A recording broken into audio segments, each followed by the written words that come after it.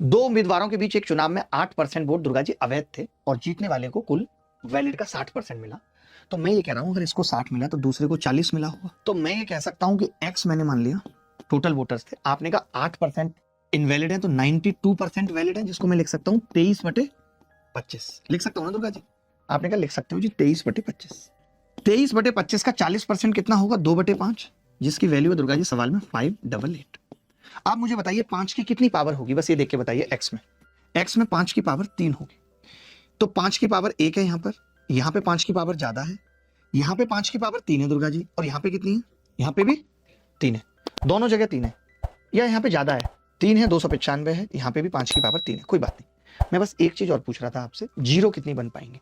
तो आप बताइए ये 8 से कट रहा है या नहीं कट रहा? 8 से कट रहा है, मैं इसको लिख सकता हूँ 8 गुणा 8 सत्ते 56, 8 तिया 24, 8 6 48। तो मैं ये कह रहा था कि जो 5 की घात 3 है दुर्गा जी, उसको इजीली 2 की घात 3 भी मिल जा रहा है या नहीं? यानी जीरो कितनी होंगी? 3, और अगर 3 जीरो होंगी तो उत्तर ये हो, हमने जीरो निकाल ली। जब कभी ऐसा हो कि 5 की घात 3 दो ऑप्शन में बराबर आ गए तो हम क्या करेंगे? ये देख लेंगे 2 की घात 3 है या नहीं।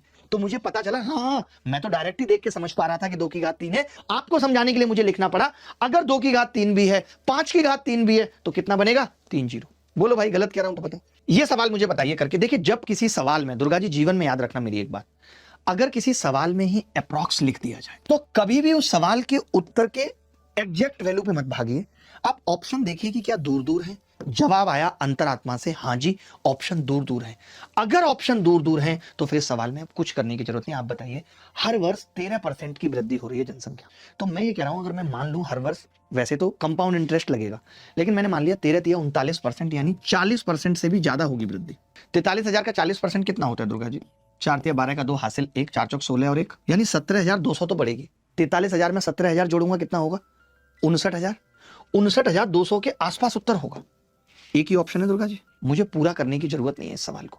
जो बच्चा इस सवाल को पूरा करेगा वो गधा होगा, क्योंकि मुझे मालूम चल गया कि 40%, 13 या 39, 40% से भी बड़ी होगी वृद्धि।